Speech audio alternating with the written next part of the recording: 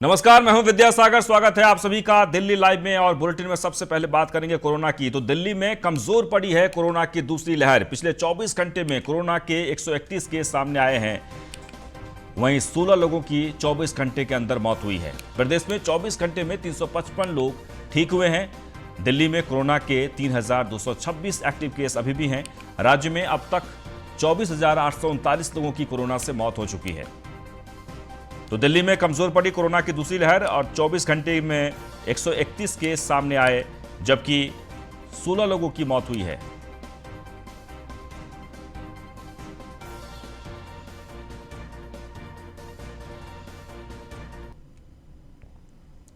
आगे बढ़ते हैं। पीएम आवास पर वरिष्ठ मंत्रियों की बैठक इस वक्त चल रही है। आपको बता दें कि अमित शाह, राजनाथ सिंह बैठक में मौजूद हैं। बीजेपी के राष्ट्रीय अध्यक्ष जेपी नड्डा भी बैठक में मौजूद हैं। नितिन गडकरी समेत कई वरिष्ठ मंत्री इस बैठक में उपस्थित हैं। तो एक बार आपको फिर से बता दें कि पीएम आवास पर इस वक्त हाई लेवल की बैठक चल रही है वरिष्ठ मंत्रियों के साथ, और बीजेपी के राष्ट्रीय अध्यक्ष जेपी नड्डा भी इस बैठक में शामिल हैं। सबसे महत्वपूर्ण अमित शाह, राजनाथ सिंह और नितिन गडकरी समेत कई वरिष्ठ मंत्री इस बैठक में शामिल हैं। तो प्रधानमंत्री आवास पर इस वक्त बैठक चल रही है प्रधानमंत्री की अध्यक्षता में। लगातार जो खबर आ रही है मंत्रिमंडल विस्तार को लेकर, और इन्हीं सब मुद्दों को लेकर इस वक्त चर्चा हो रही है।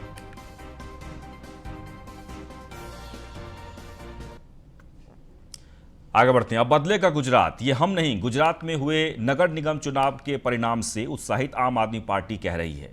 तभी तो अगले साल होने वाले विधानसभा चुनाव में सभी सीटों पर लड़ने का ऐलान भी कर दिया गया है। अहमदाबाद में पार्टी कार्यालय का उद्घाटन करने पहुंचे दिल्ली के सीएम अरविंद केजरीवाल ने बीजेपी कांग्रेस पर हमलावर होते हुए केजरीवाल के गुजरात दौरे में खास बात यह रही कि सीएम अरविंद केजरीवाल ने गुजरात जाने से पहले और दिल्ली वापस लौटने से पहले ट्वीट किया और लिखा है कि अब बदलेगा गुजरात। देखिए इस रिपोर्ट में। गुजरात में आम आदमी पार्टी का चुनावी मूड। आम आदमी पार्टी ने किया चुनावी शंखनाद, अब बदलेगा गुजरात। धीरे धीरे विस्तार के नए कीर्तिमान रचने वाली आम आदमी पार्टी अब गुजरात में सियासी जमीन तलाशने के लिए निकल पड़ी है। गुजरात पहुंचे आम आदमी पार्टी के अध्यक्ष और दिल्ली के मुख्यमंत्री अरविंद केजरीवाल ने पार्टी कार्यालय का उद्घाटन किया। गुजरात पहुंचने से पहले सीएम केजरीवाल ने ट्वीट भी किया और लिखा, अब बदलेगा गुजरात। अहमदाबाद में किया पार्टी कार्यालय का उद्घाटन। प्रेस कॉन्फ्रेंस कर केजरीवाल ने किया ऐलान, सभी सीटों पर चुनाव लड़ेगी आप। बीजेपी कांग्रेस पर केजरीवाल ने बोला हमला। अहमदाबाद में पार्टी कार्यालय के उद्घाटन के बाद मुख्यमंत्री केजरीवाल ने प्रेस कॉन्फ्रेंस की और बीजेपी और कांग्रेस पर हमला बोला। केजरीवाल ने अपने बयान में कहा कि 27 सालों से एक ही पार्टी की सरकार है, लेकिन इन 27 सालों में दोनों पार्टियों की गठजोड़ की कहानी है। और आज गुजरात की जो हालत है वो बीजेपी और कांग्रेस की सरकारों की कारस्तानी है। पिछले 27 साल से गुजरात में एक ही पार्टी की सरकार है, लेकिन पिछले 27 साल इन दोनों पार्टियों के गठजोड़ की कहानी है, दोनों पार्टियों की दोस्ती की कहानी है। कांग्रेस बीजेपी की जेब में है। जब जब बीजेपी को जरूरत होती है तो माल कांग्रेस सप्लाई करती है। दरअसल सूरत नगर निगम चुनाव में विपक्षी दल बनकर उभरने वाली आम आदमी पार्टी जीत से उत्साहित है, और यही वजह है कि विधानसभा चुनाव में अब आम आदमी पार्टी अपनी पैठ जमाने के लिए उतर चुकी है। Bureau report, news 1 India.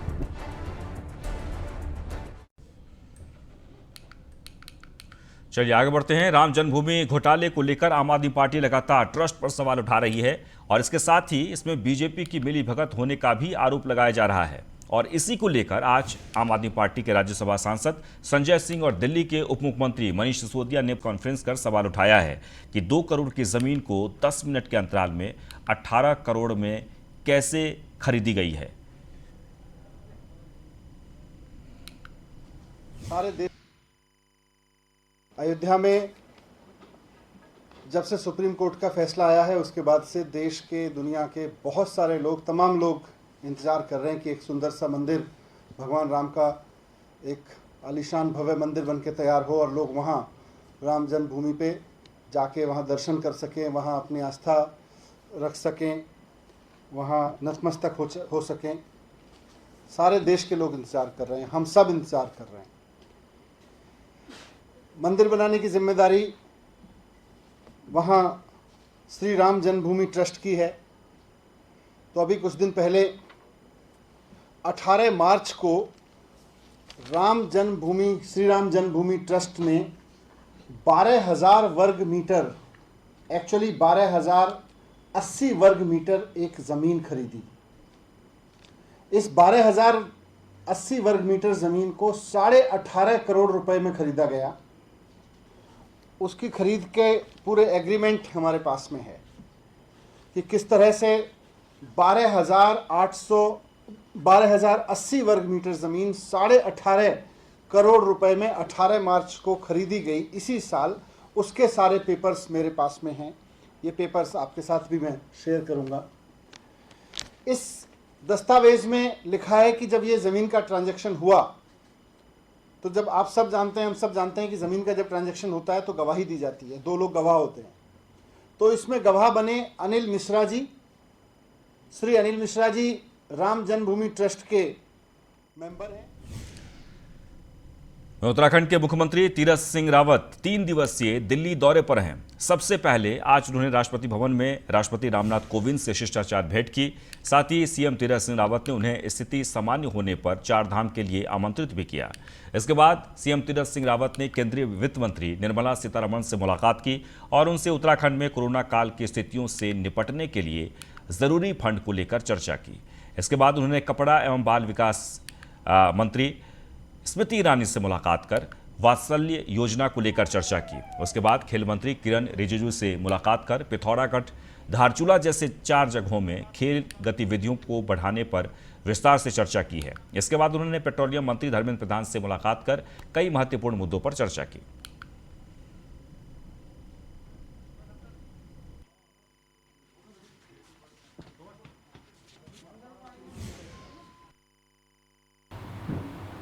महामहिम आदरणीय राष्ट्रपति जी को मिलने का,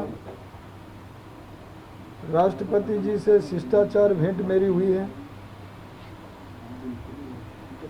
और कई विषयों को लेकर के उन्होंने कोविड को लेकर के भी बातचीत की, उत्तराखंड को लेकर के भी विभिन्न विषयों को लेकर ऐसी बातचीत रही है। उनको पिछले दिनों हरिद्वार आना था, कोविड हो गया, लेकिन अब आगे वो समय देंगे और हरिद्वार ऋषिकेश के अंदर आना होगा। मैंने उनको बद्रीनाथ, केदारनाथ के लिए भी आमंत्रित किया है। माननीय महामहिम राष्ट्रपति। वहीं पूर्वी दिल्ली के महापौर निर्मल जैन ने आज निगम मुख्यालय में प्रेस वार्ता को संबोधित किया है। इस दौरान उन्होंने अपने कार्यकाल की उपलब्धियों के बारे में विस्तार से जानकारी दी। बता दें कि 16 जून 2021 को निर्मल जैन का कार्यकाल समाप्त हो रहा है और इस दिन नए महापौर पद ग्रहण करेंगे। वहीं इस मौके पर उनके साथ अस्थायी समिति के अध्यक्ष सत्यपाल सिंह और शिक्षा समिति के अध्यक्ष रोमेश गुप्ता भी मौजूद रहे।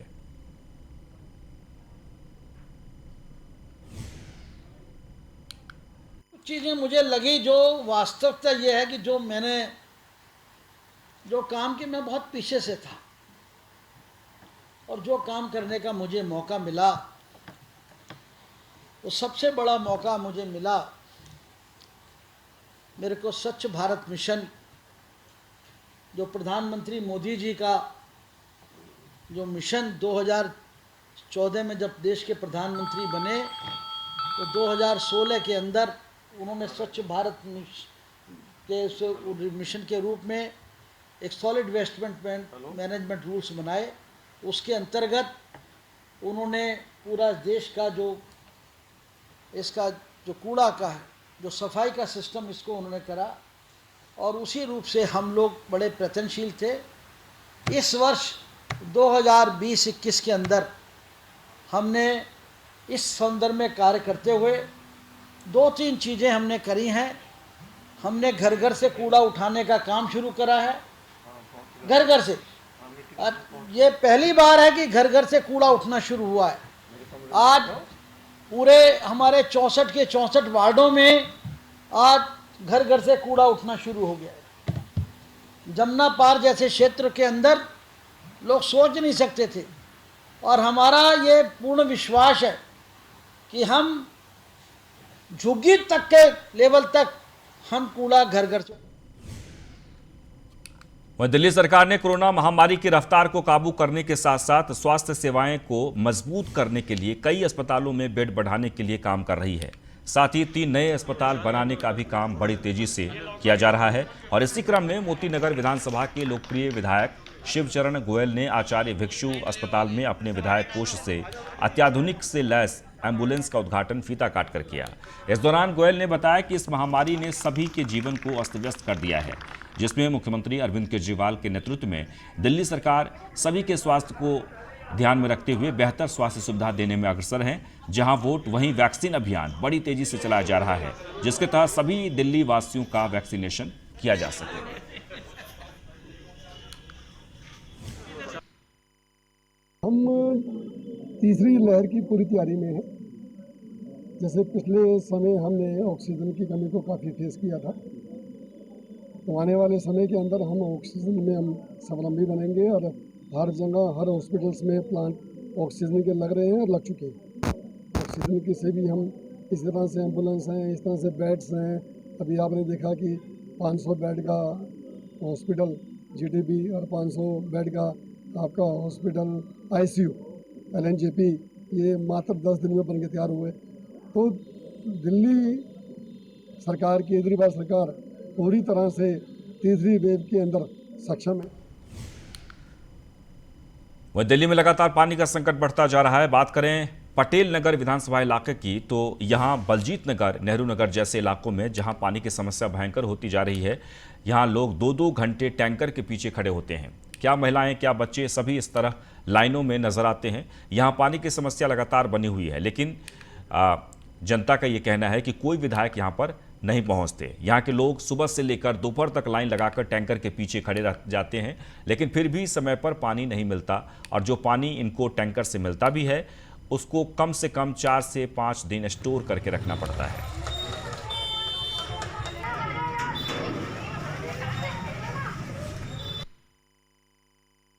क्या परेशानी है पानी को लेकर? पानी की परेशानी है सर कि यही कि हमारे लोग घर से बाहर कहीं निकल नहीं सकते हैं पानी के चक्कर में। बच्चे साइकिल से ढो ले जाते हैं, ना बच्चे निकल सकते हैं ना हम निकल सकते हैं। तो यहाँ के एमएलए जो हैं आम आदमी पार्टी एमएलए है, टैंकर दिए हैं, टैंकर से पानी भरते हैं, साइकिल से ले जाते हैं। तो जो दिल्ली सरकार कहती है हम सबको पानी फ्री दे रहे हैं, घरों में दे रहे हैं, फ्री तो दे रहे हैं लेकिन घर पे नहीं जा रहा ना, पाइपलाइन नहीं है हमारे घर में। देखा जा रहा है कि दिल्ली के अंदर में पानी की समस्या बनी हुई, तो आपके पटेल नगर विधानसभा इलाके में पानी की कितनी बड़ी समस्या है?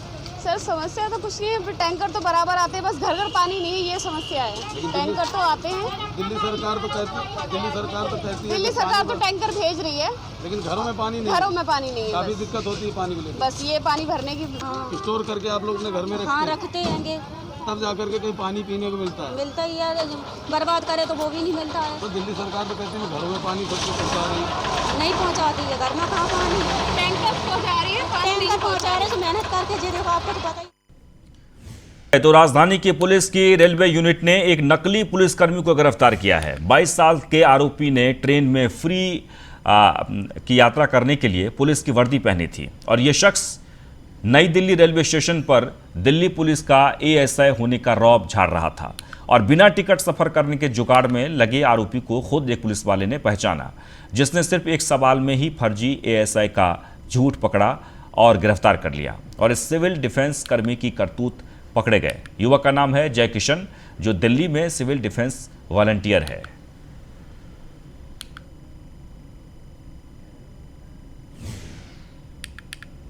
वहीं राजधानी दिल्ली में एक दिल दहला देने वाला मामला सामने आया है। न्यू अशोकनगर के दुल्लूपुरा गांव में घर के अंदर एक 66 साल महिला की बेरहमी से हत्या कर दी गई है। महिला के गले और शरीर पर धारदार हथियार से 2 दर्जन से भी ज्यादा वार किए गए हैं और आरोपी वारदात को अंजाम देकर फरार हो गए। वारदात का खुलासा तब हुआ है जब महिला के बेटा के घर वापस आने के बाद खून से लथपथ और निर्वस्त्र हालत में मां को देख बेटे के होश उड़ गए। वहीं सूचना मिलने के बाद पुलिस मौके पर पहुंची और शव को कब्जे में लेकर पोस्टमार्टम के लिए भेज दिया है। फिलहाल मुकदमा दर्ज कर सीसीटीवी के आधार पर एक युवक को गिरफ्तार कर लिया गया है। वहीं परिजन महिला के साथ रेप की भी आशंका जताई है।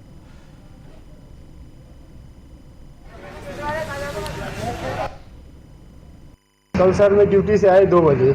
जब मैं 2 बजे घर में घुसा तो मेरी माँ खून से लथपथ पड़ी हुई थी, बिल्कुल नग्न अवस्था में, उसके बदन पे एक भी कपड़े भी नहीं थे। तब मैं वहाँ से चिल्लाया किसी तरह, जब कोई हेल्प नहीं मिली यहाँ पर मैं बाहर खुद दौड़ के गया, एम्बुलेंस लेके आया, उनको लोड किया और फिर अस्पताल ले गए, जहाँ डॉक्टरों ने उन्हें मृत्यु घोषित कर दिया। फिर मैं पुलिस प्रशासन बुलाए, पुलिस प्रशासन आए, सीसीटीवी कैमरा देखे, उस आधार पर एक आदमी को अरेस्ट। वह दिल्ली के उत्तम नगर इलाके में हत्या का बदला हत्या करने के मामले में वांटेड चल रहे 2 बदमाशों को स्पेशल स्टाफ की पुलिस टीम ने गिरफ्तार कर लिया है। पुलिस को इन दोनों की सर्दी के महीने से ही तलाश थी। वहीं गिरफ्तार बदमाशों में रोहित और उसका साथी मुस्तकीन उर्फ मिक्का और रियान शामिल हैं। दोनों हस्तसाल बिहार के रहने वाला बताया जा रहा है। वहीं डीसीपी द्वारका संतोष मीणा के मुताबिक प्रदीप की हत्या के मामले में 6 महीने पहले यानी पकड़े जा चुके हैं, जबकि इन दोनों की तलाश पहले से थी। पुलिस के अनुसार आरोपियों के पास से एक सोफिस्टिकेटेड पिस्टल और 2 जिंदा कारतूस भी बरामद किया गया है।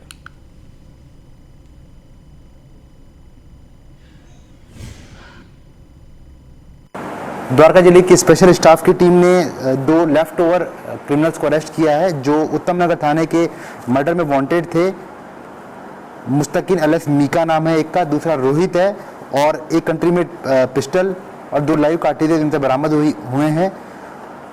6 जुवेनाइल इस मैटर में ऑलरेडी जो है अप्रेंड हो चुके हैं। 2 इसमें बचे हुए थे, एब्सकॉन्ड थे, एनबीडब्ल्यू ले लिया गया था इनके अगेंस्ट में और सब्सिक्वेंटली इनको अरेस्ट कर लिया गया है फर्दर एविडेंस कलेक्ट करने के लिए इन्वेस्टिगेशन। आगे बढ़ते हैं। मोहन गार्डन इलाके में पिछले महीने हुए फायरिंग के मामले में पुलिस ने एक आरोपी को गिरफ्तार किया है, जिसकी पहचान मोहन गार्डन के पंकज उर्फ गोलू के रूप में हुई है। पुलिस के अनुसार मई महीने में पुलिस को भगवती गार्डन एक्सटेंशन में फायरिंग की सूचना मिली थी। पुलिस जब मौके पर पहुंची तो उसे आयरन गेट में गोली के निशान भी मिले थे। पुलिस तभी से मामले की जांच कर रही थी, जिसमें अब पंकज को गिरफ्तार किया गया है। पुलिस के अनुसार आरोपी के पास से कट्टा और 2 जिंदा कारतूस भी बरामद किए गए हैं। पुलिस के मुताबिक वारदात के कुछ दिन पहले आरोपी पंकज और राहुल तिवारी की निखिल नाम के एक युवक से झड़प हुई थी, जिसमें पीड़ित के बेटे गौतम ने उसका सपोर्ट किया था, जिस वजह से दोनों आरोपी बाइक पर सवार होकर उसके घर पहुंचे और फायरिंग कर फरार हो गए थे। मामले में पुलिस ने आर्म्स एक्ट के तहत मामला दर्ज कर लिया है। फिलहाल एक आरोपी पुलिस की गिरफ्त में है, वहीं दूसरी आरोपी की तलाश अभी जारी है। बताया जा रहा है कि जो आरोपी गिरफ्तार किया है वो अंतर्राष्ट्रीय फायरिंग टूर्नामेंट में सिल्वर मेडल भी जीत चुका है।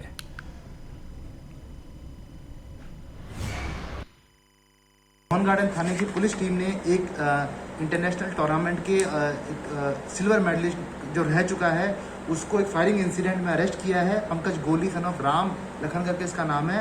ये प्रोफेशनल स्पोर्ट्समैन रह चुका है रोप स्कीपिंग में और कई इंटरनेशनल इवेंट्स में भी ये पार्टिसिपेट कर चुका है। 5 मई को एक मोहन गार्डन के इलाके में फायरिंग इंसिडेंट में इन्वॉल्व हुआ था। सब्सिक्वेंटली टेक्निकल इंटेलिजेंस और लोकल इंटेलिजेंस के बेसिस पे इसको आइडेंटिफाई किया गया था। इससे पहले भी 2020 में सितंबर के महीने में अटेम्प्ट टू मर्डर उत्तम नगर के थाने के केस में इन्वॉल्व रह चुका है। आगे बढ़ते हैं। दिल्ली के मालवीय नगर इलाके में देर रात एक शख्स को महिला की मदद करना भारी पड़ गया। दरअसल महिला और उसके साथियों ने युवक को लूट लिया। वहीं पुलिस ने आरोपी महिला को उसके 2 साथियों के साथ गिरफ्तार कर लिया है और वारदात में इस्तेमाल ऑटो समेत आधार कार्ड और लूटी गई नकदी को बरामद कर लिया गया है। फिलहाल पुलिस आगे की कार्रवाई में जुट गई है।